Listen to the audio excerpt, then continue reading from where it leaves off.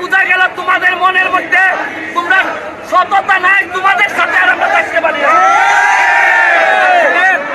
যারা আজকে আন্দোলন করে এরা তো আগুন দেয়, এরা মানুষ মারতে শিখছে। আরে আওয়ামী লীগ এরা চিনে না, আওয়ামী লীগ মারতে না মরতেও শিখছে। তোমরা তো মারতে শিখছো, আর আওয়ামী লীগ মারতে এবং মরতে দুইটাই শিখছে। আমার বিশ্বাস এখানে যারা আছেন মুরব্বীরা আমার চেয়ে অনেক বেশি প্রজ্ঞা অভিজ্ঞতা রাখেন। তাদের নেতৃত্বে আমাদের যত গ্রুপিং আছে সব আপাতত বন্ধ রেখে আমরা বঙ্গবন্ধু কন্যারে এই ক্রাইসিস মোমেন্টে বাঁচানোর জন্য যে যার জায়গা থেকে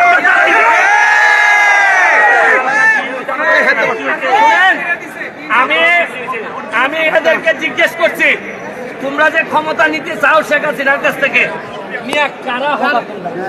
তোমরা এমপি মন্ত্রী কারা হবা?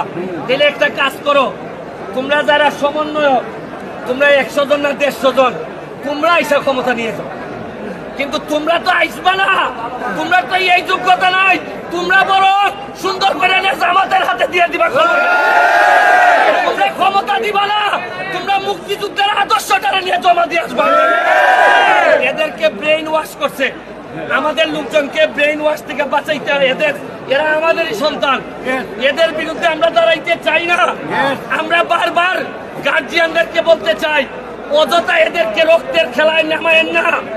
এরা এই জীবনের শুরুতেই ধ্বংস করা শিখে যাচ্ছে, এদেরকে দিয়ে প্রকৃত নাগরিক বানাইতে পারবেন না।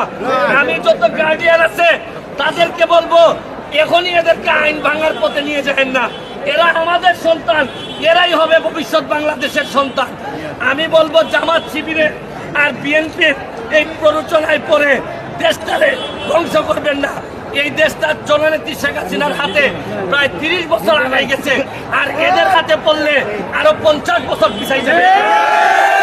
আমি আবারও ধৈর্য ধরে নেতৃত্বের আন্ডারে থেকে এই ক্রাইসিস মোকাবেলার আহ্বান জানিয়ে আজকের মতো